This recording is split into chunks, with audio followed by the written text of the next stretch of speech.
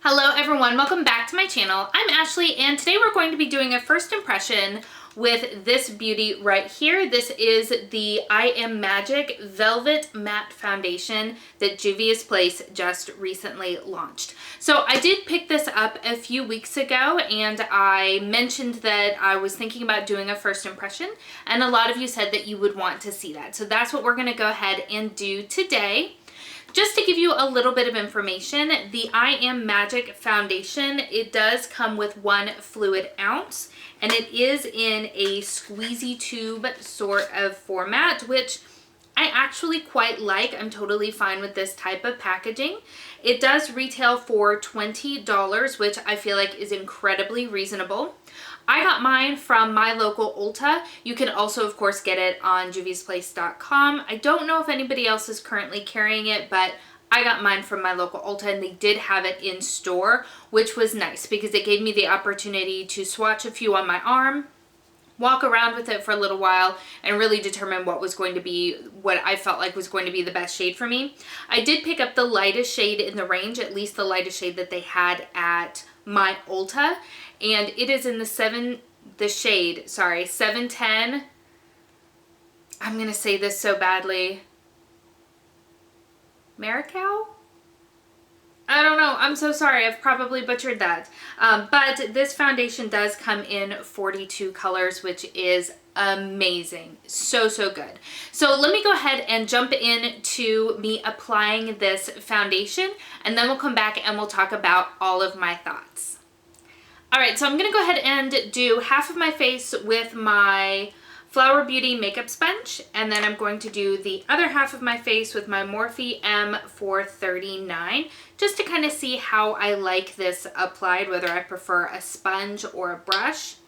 I can tell you that from just experience with other types of more full coverage products, I'm probably going to prefer this sponge just because I really like how that will typically sheer out the product some, because I don't actually love full coverage on my skin.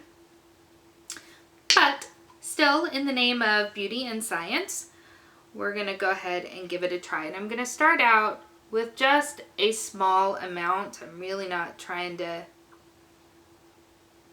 go too heavy. This is probably too much if we're being honest. And this is going to be my sponge side.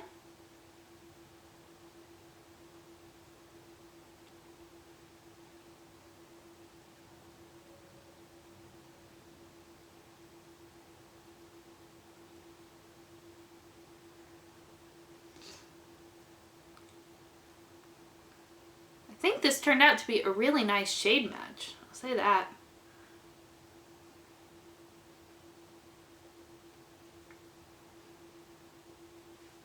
All right, I do like the way that this applied with this sponge.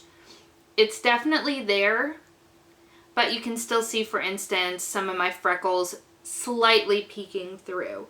Now, I would expect that this is something that you could definitely build up to be much more full coverage. For me, this is as full coverage as I would like to go. So I'll put just a little bit here on my forehead and on this guy right here. Because he is not cute. He is not cute.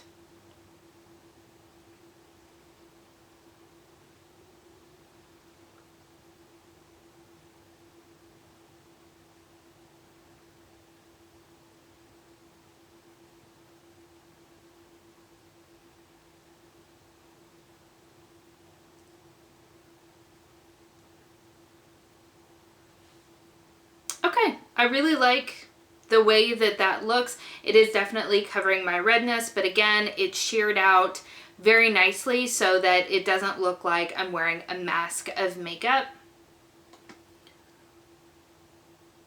It doesn't seem like it's sinking heavily into my pores. I'm not wearing any primer because I wanted to see how the makeup itself sat on my skin.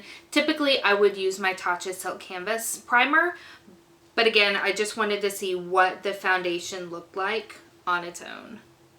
So we're going to dot a little bit more on this side of my face. And it doesn't seem to be crazy quick drying.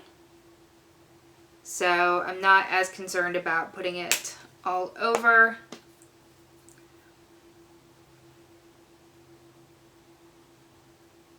And you can already see I'm getting much, much more coverage with the brush.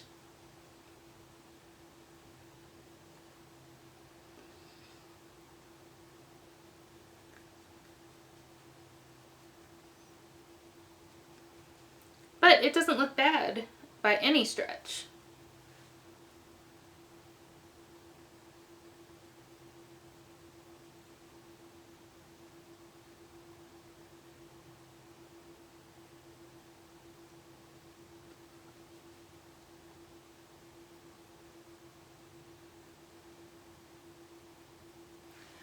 I do like the way it's sitting on my nose. My nose is where I have the hardest time keeping any sort of foundation, concealer, what have you, because it's just very red.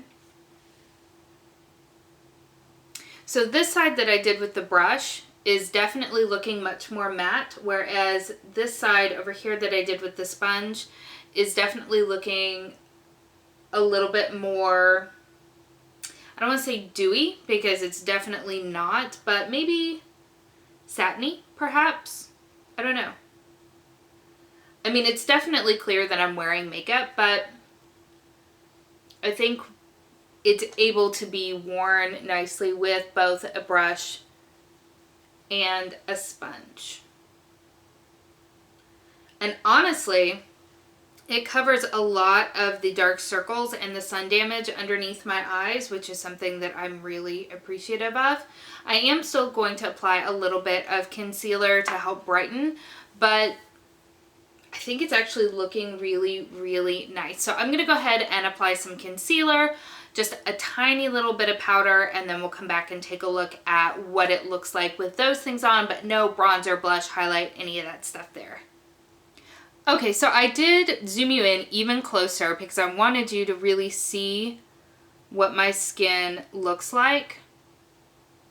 I didn't put on any powder other than right underneath my eyes where I put the concealer.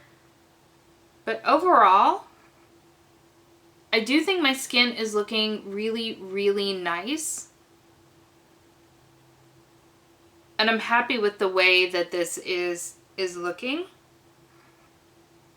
So yeah, let me go ahead and zoom you out and then we'll come back and we'll talk about my thoughts so far.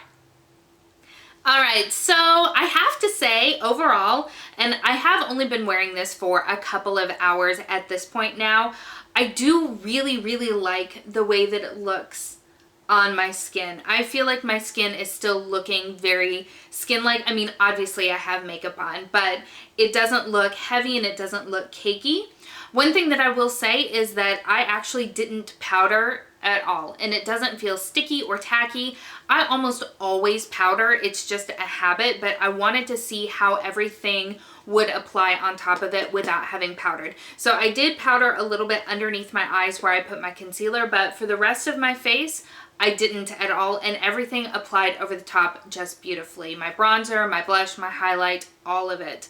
And I will say that one of the biggest struggles with finding foundations and concealers as well is whether or not they're going to change color. Once you've applied them and given them some time to dry down, are they going to oxidize? Are they going to darken in color? All of those things. And I am really happy to report that I didn't experience either one of those things with this foundation. So as I mentioned in the first part of this video, I did swatch a few different shades on my arm at my local Ulta. Walked around with them for a good 10-15 minutes just to see what they would do. And none of them, it seemed, changed colors at all, which is awesome. So I do feel like this is a really good shade match. I didn't bring it all the way down my neck.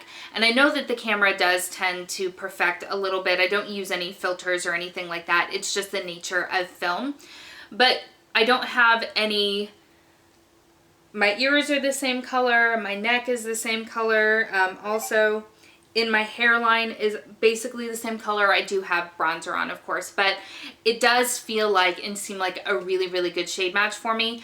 I think that both sides, both the brush side and the sponge side, turned out really, really nicely.